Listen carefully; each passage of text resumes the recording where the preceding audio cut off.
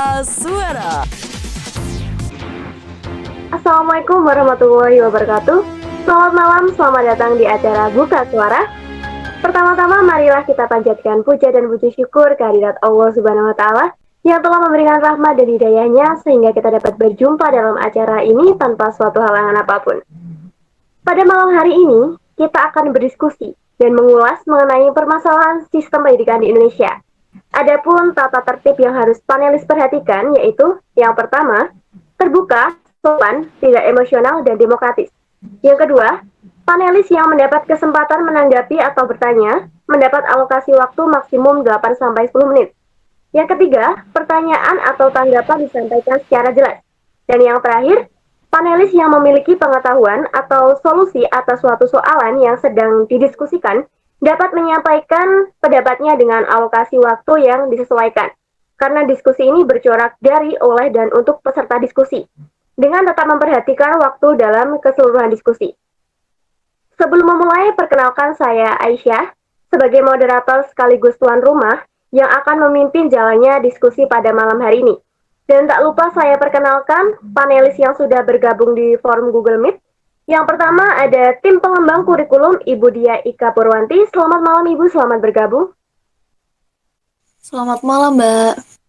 Baik, lalu ada juga perwakilan dari mahasiswi Universitas Islam Negeri Raden Mas Said Surakarta, Mbak Devi Sukmawati. Selamat malam.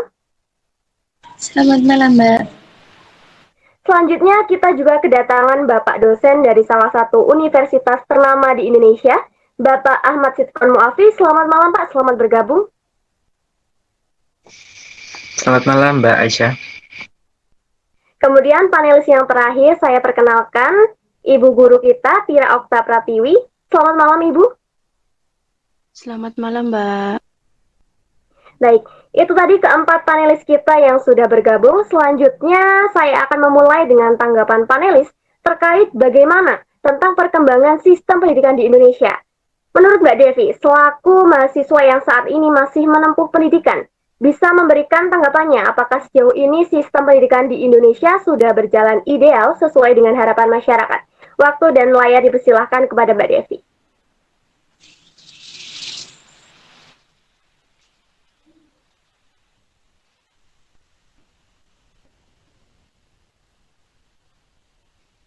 Baik, terima kasih atas kesempatannya. Tanggapan saya berbicara mengenai sistem pendidikan di Indonesia. Mungkin banyak orang yang sudah tahu bahwa sistem pendidikan di Indonesia ini bisa dibilang belum cukup baik jika dibandingkan dengan sistem pendidikan di Finlandia. Sistem pendidikan kita ini belum ada apa-apanya. Banyak sekali perbedaan di dalam sistem pendidikannya, di antaranya yang pertama, Indonesia menggunakan nilai sebagai standar pendidikan, sementara Finlandia tidak. Yang kedua, di Indonesia semua orang berlomba-lomba untuk masuk ke sekolah favorit, sementara di Finlandia semua sekolah adalah sekolah favorit. Yang ketiga, pekerjaan rumah atau PR sangat lumrah diberikan di sekolah di Indonesia, sementara di Finlandia PR tidak boleh diberikan. Yang terakhir, di Indonesia murid harus mengikuti semua mata pelajaran di sekolah. Sementara di Finlandia mereka memilih mata pelajaran yang mereka sukai. Yang selanjutnya, kenapa sistem pendidikan di Finlandia bisa dikatakan sebagai sistem pendidikan yang sukses?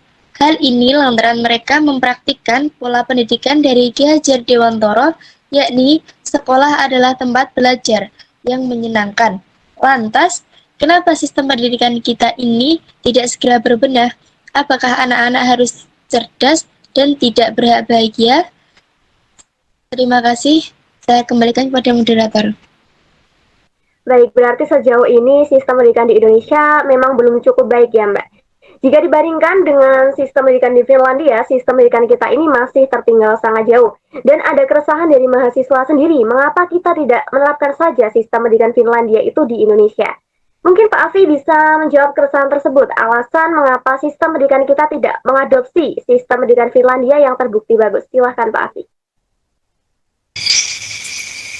Baik, terima kasih kepada Mbak Aisyah atas waktunya.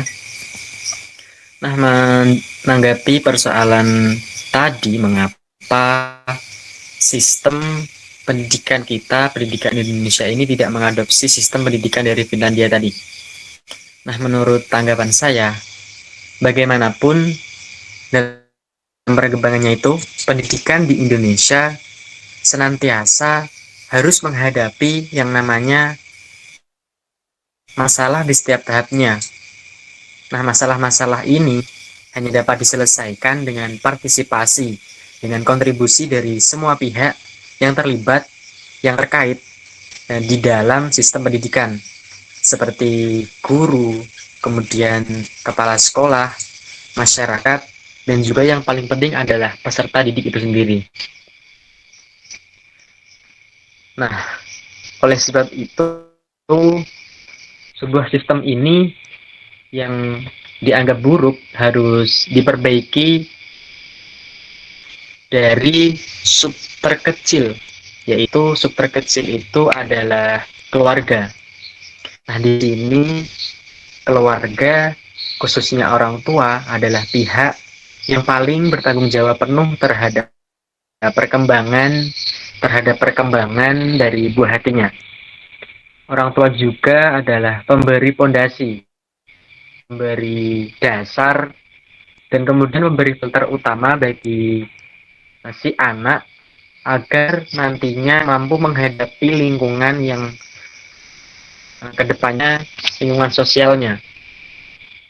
Nah, kemudian ketidakmampuan orang tua dalam mendidik anak mereka menjadi sasaran empuk bagi para kapitalis sekolah yang membuka sekolahnya hanya mengejar keuntungan, hanya mengejar keuangan, seperti itu.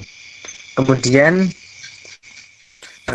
itulah mengapa sistem pendidikan kita, pendidikan di Indonesia ini sangat sulit untuk dibenahi. Karena apa? Karena sistem pendidikan kita melibatkan partisipasi dari banyak pihak, mulai dari orang tua, guru, kepala sekolah, dan peserta didik itu sendiri. Nah, lalu mengapa sistem pendidikan di Indonesia ini tidak mengadopsi sistem pendidikan di negara Finlandia? Nah, menurut saya ada beberapa alasan yang mendasari itu. Yang pertama itu adalah ketidakcukupan anggaran kita untuk membangun infrastruktur pendidikan sebagaimana yang dimiliki oleh Finlandia tadi. Nah, perlu kita ketahui bersama bahwasannya anggaran pendidikan per kapita di Indonesia ini sepertinya masih lebih rendah dibandingkan dengan anggaran pendidikan per kapita di Finlandia sana. Jadi, untuk mendapatkan pendidikan yang berkualitas, pendidikan yang unggul, seperti di Finlandia, APBN di Indonesia ini untuk pendidikan harus segera naik, yaitu naik dengan berpuluh-puluh kali lipat. Karena Indonesia ini tidak cuma di Jakarta, tidak cuma di kota-kota besar lainnya. Kemudian untuk menggalang dana sebesar itu, bagaimana caranya? Nah, bisa dilakukan dengan penerimaan pajak yang tinggi. Kemudian yang jelas adalah jangan korupsi. Kita lihat di negara-negara Skandinavia seperti Finlandia sana. Mereka terkenal dengan pajaknya yang tinggi, yang progresif, yaitu makin tinggi pendapatan Anda, maka makin tinggi juga pajak yang Anda keluarkan. Dan jangan lupa, Finlandia ini adalah negara peringkat ketiga dunia untuk negara yang bersih korupsi dan transparan pemerintahannya. Oleh sebab itu, kita tak heran lagi penduduk di sana mendapatkan fasilitas yang serba gratis. Mulai dari sekolah gratis, pulang sekolah bisa naik taksi gratis, kemudian kolam renang pun disediakan secara gratis dan taman-taman bermain pun serba gratis. Nah, kemudian alasan yang kedua adalah rasio guru dan murid di Finlandia sana hanya sekitar 1:12 siswa. Artinya, satu guru maksimal hanya mengajar 12 siswa. Coba kita bandingkan dengan di Indonesia ini, yang kebanyakan satu kelas itu bisa mencapai 30 bahkan 40 siswa lebih. Nah, kemudian alasan yang terakhir, karena SDM, sumber daya manusia dan sumber daya alam di Indonesia ini sangat berbeda dengan Finlandia. Kita pelajari dulu sudah sampai mana SDM yang kita punya. Jangan kita lihat anak-anak yang menang Olimpiade Matematika tingkat internasional sebagai patokannya. Kita bisa melihat SDM kita secara agregat. Untuk mudahnya, lihat gizi peserta didik kita dari Sabang sampai Merauke. Nah, kemudian alih-alih kita buang-buang anggaran dengan dalih kita kunjungan ke Finlandia, bilangnya ingin belajar dari sistem pendidikan di sana, bukankah lebih baik kita gunakan anggaran itu untuk mengkoordinasi, mensinkronisasi, dan mensinergikan kementerian kita supaya bisa bekerja sendiri-sendiri. Kenapa? Karena di situ nanti ada peran departemen-departemen terkait. Contohnya adalah Kemenpora. Kalau mereka mau, mereka bisa mengambil alih masalah gizi ini. Karena percuma, gizi kita bagus, tapi obesitas. Apa yang bisa kita lakukan ketika menghadapi masalah seperti itu? Apakah yang sudah dilakukan Kemenpora terkait isu gizi dan pembangunan manusia di Indonesia? Saya harap saya salah, tetapi sepertinya belum ada. Nah, itu kemudian dari beberapa pernyataan yang sudah saya jelaskan tadi, kesimpulannya adalah strategi pendidikan di Indonesia ini tidak sepatutnya menengadah ke negara-negara yang lebih kaya, negara yang lebih maju. Kasarnya, apa mungkin minyak tanah yang dimiliki Indonesia ini mampu menjalankan supercar produksi dari Finlandia, bahkan Jepang? Nah, mencomot komponen pendidikan secara sepotong-sepotong dari Finlandia atau hanya akan menghasilkan sistem pendidikan kanibal yang tidak akan baik buat siapapun yang mengikutinya. Nah, mungkin itu saja. Terima kasih. Ya, jadi ada beberapa alasan ya Pak, mengapa sistem pendidikan Finlandia ini tidak bisa diterapkan di Indonesia. Bagaimana Mbak Devi, apakah sudah cukup menjawab keresahan Mbak Devi? Baik, terima kasih. Koordinasi antar komponen sistem pendidikan seperti guru, orang tua, dan peserta didik memang sangat penting. Seperti yang telah disampaikan Pak Afi tadi, bahwa orang tua adalah pemberi pondasi dan filter utama bagi si anak. Barulah pihak sekolah memberikan penguatan. Namun yang jadi pertanyaan, apakah hal tersebut tetap berlaku jika sistem pendidikan kita belum cukup baik? Contohnya saja seperti kurikulum yang kita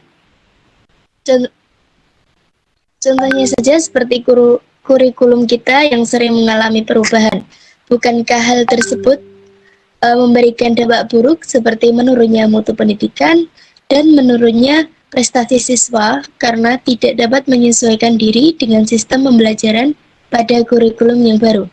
Dari sini, walaupun ada partisipasi yang baik dari guru, dari sekolah, orang tua, peserta didik, jika sistem pendidikan kita masih seperti itu, apakah tidak menjadi sebuah masalah untuk keberlangsungan pendidikan Indonesia ke depannya?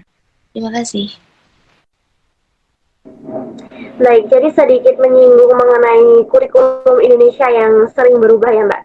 Kalau begitu saya langsung saja ke Bu Ika selaku tim pengembang kurikulum, bagaimana Bu Ika tanggapannya? Baik, terima kasih atas waktu yang telah diberikan. Tanggapan dari saya sendiri untuk pengembangan kurikulum ini sebenarnya tidak dapat lepas dari berbagai aspek yang mempengaruhinya, seperti cara berpikir, kemudian sistem nilai yang di dalamnya itu memuat seperti moral, keagamaan, politik, budaya, dan sosial. dan juga ada proses pengembangan kebutuhan peserta didik dan juga kebutuhan masyarakat maupun juga arah dari program pendidikan itu sendiri. Maka aspek-aspek tersebut akan menjadi bahan yang perlu dipertimbangkan dalam suatu pengembangan kurikulum. Nah, jadi dari situ model pengembangan kurikulum ini menjadi suatu hal yang dijadikan prosedur untuk mendesain, menerapkan, mengevaluasi rangkaian suatu kurikulum. Dari situ, peran tim pengembang kurikulum, yakni seperti perwakilan dari saya sendiri, itu turut ikut serta seperti mengembangkan kurikulum, baik itu pendidikan dasar maupun menengah, hingga memantau pelaksanaannya dan menilainya agar hasilnya dapat dijadikan bahan penyempurnaan kurikulum-kurikulum berikutnya.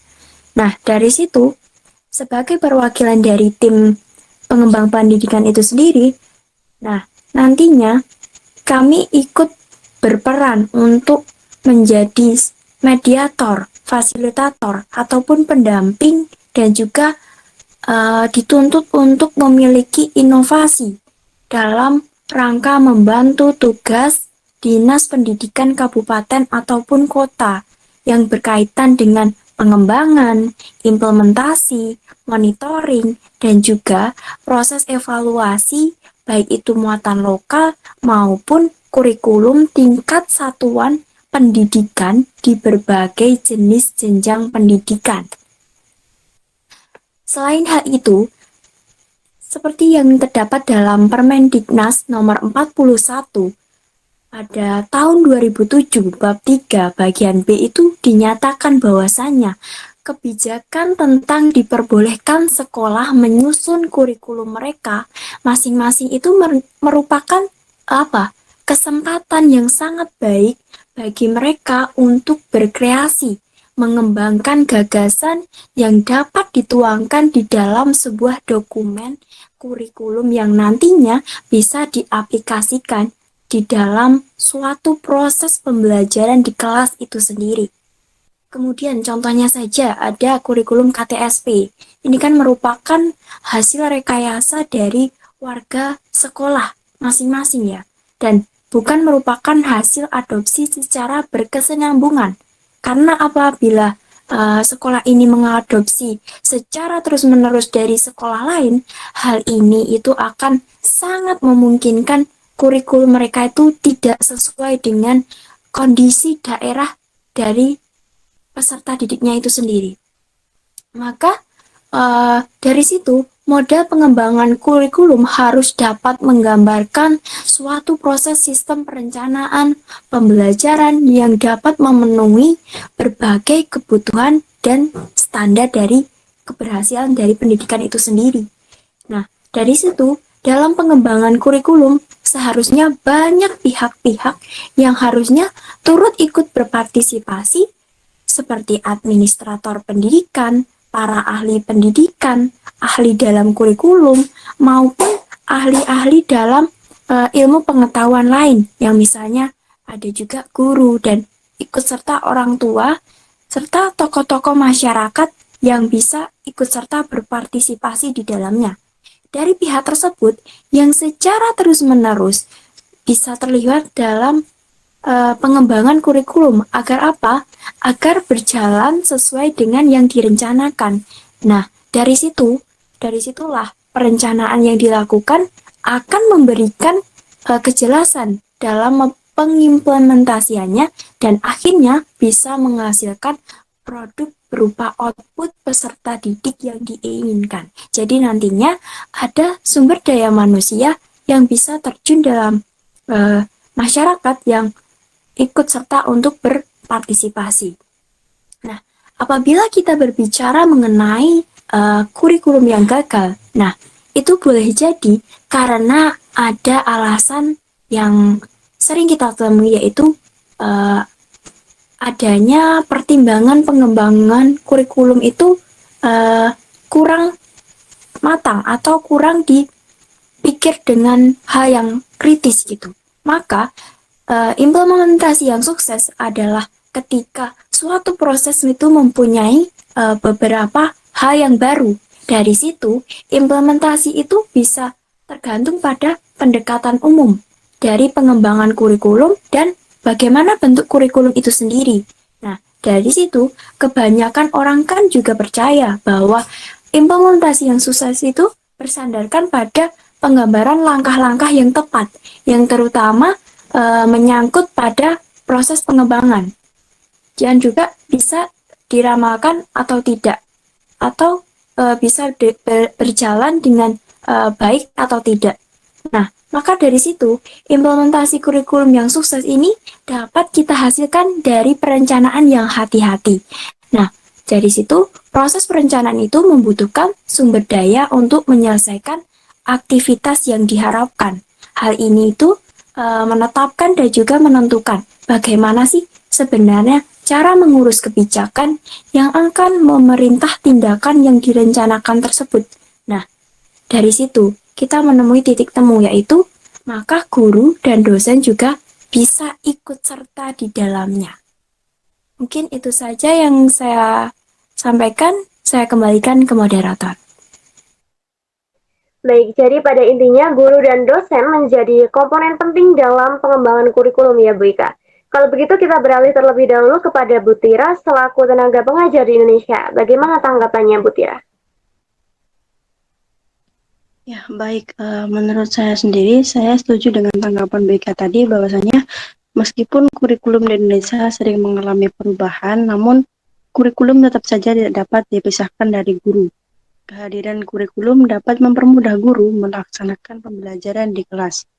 Kurikulum dapat membantu guru untuk mengelola kelas dengan baik, merencanakan pembelajaran dan mencapai tujuan pendidikan. Kurikulum bertindak sebagai pedoman dan tuntunan bagi guru, sehingga pembelajaran dapat berjalan sesuai dengan konsep ICAM atau pembelajaran aktif, inovatif, kreatif, efektif, dan menyenangkan. Begitupun sebaliknya, dalam pelaksanaan kurikulum, guru seperti saya sendiri sangat berperan dalam mentransformasikan nilai-nilai yang terkandung dalam buku kurikulum sesuai dengan petunjuknya kepada siswa dengan proses belajar mengajar. Maka dari itu, berhasil tidaknya kurikulum banyak tergantung atas peranan guru yang dapat dilakukan dalam pengembangan kurikulum antara lain. Yang pertama, guru sebagai perencana pengajaran, ia harus membuat perencanaan, pengajaran, dan persiapan sebelum melakukan kegiatan mengajar. Dan yang kedua, guru sebagai pengelola pengajaran harus dapat menciptakan situasi belajar yang memungkinkan tercapainya tujuan pengajaran yang telah ditentukan. Dan yang ketiga, guru sebagai evaluator, artinya ia melakukan pengukuran untuk mengetahui apakah anak telah mencapai hasil belajar seperti yang diharapkan. Dalam melaksanakan peranan-peranan tersebut, seorang guru dituntut untuk mampu mengembangkan sikap profesional guru dalam melaksanakan tugas dan bertanggung jawab dalam pendidikan. Guru yang profesional dalam hubungan ini adalah guru yang memiliki keahlian sebagai guru, artinya guru itu harus mempunyai kompetensi atau kemauan dasar sebagai syarat untuk memangku profesi tersebut. Dan sistem pengajaran yang ada di Indonesia sendiri terbagi menjadi beberapa kategori. Salah satunya yang banyak diterapkan yaitu sistem yang berorientasi pada nilai. Para pelajar akan ditekankan bagaimana bersikap jujur, disiplin terhadap waktu, tanggung jawab, dan juga diberikan motivasi yang tinggi untuk mencapai cita-cita mereka. Untuk itu, siswa akan diajarkan PKN pada tingkat pendidikan menengah maupun pendidikan tinggi. Selain itu juga, ada juga sistem yang menganut konsep pendidikan terbuka. Peserta didik pada sistem yang satu ini dituntut untuk bersaing dengan teman agar berpikiran inovatif serta kreatif. Tak berhenti sampai itu saja, ada juga sistem pendidikan di Indonesia yang cukup beragam yang diterapkan di tanah air. Sistem pendidikan di tanah air juga digolongkan menjadi beberapa bagian, mulai dari non-formal, informal, dan juga formal. Biasanya, pada waktu belajar yang sudah ditetapkan agar bisa memaksimalkan proses belajar anak di sekolah. Terlebih lagi pada pelajaran yang disampaikan karena waktunya kurang sesuai, terlalu singkat maupun lama. Maka dari itu, sistem pendidikan ini didesain secara khusus agar KBM lebih efektif. Dalam sistem pendidikan, maka perlu adanya penyesuaian kurikulum sesuai perubahan zaman. Tujuannya untuk menyesuaikan keadaan pendidikan sekarang, mengevaluasi kinerja tenaga pendidik, memperbaiki sarana dan prasarana sekolah, dan juga lain sebagainya. Dengan adanya upaya ini, saya yakin Diharapkan sistem pendidikan di Indonesia bisa lebih bersaing dan mengimbangi negara lain di ASEAN, sehingga peserta didik bisa mendapatkan pendidikan layak dan yang terbaik. Begitu, Mbak? Baik, berarti antara guru dan kurikulum itu saling berhubungan erat begitu ya, Bu. Kita kembali kepada Bu Ika. Jika Bu Tira tadi menyatakan hubungan timbal balik antara kurikulum dan guru, lalu apakah dalam perubahan kurikulum juga memberi pengaruh terhadap tenaga pendidik? Baik, terima kasih atas waktu yang telah diberikan.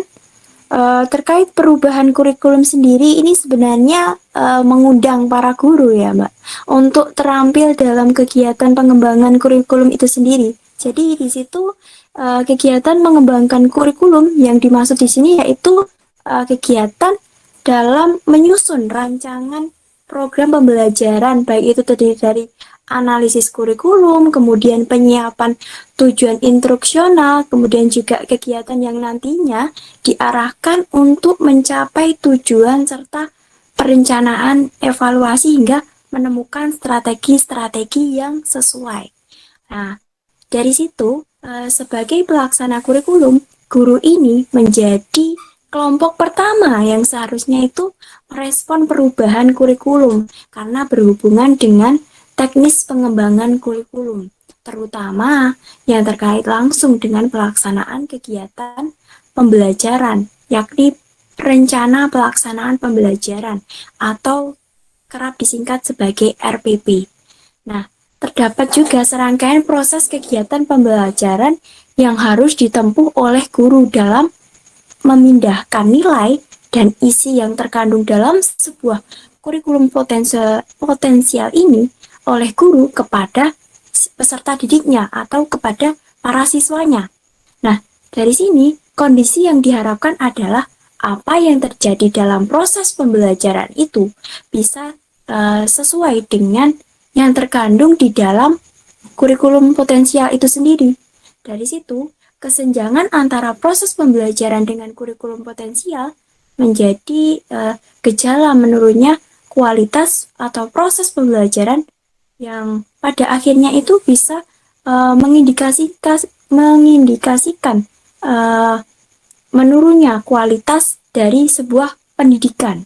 Nah, dari sinilah gurulah yang menentukan tercapai atau tidaknya tujuan dan harapan yang diamanahkan melalui sebuah kurikulum.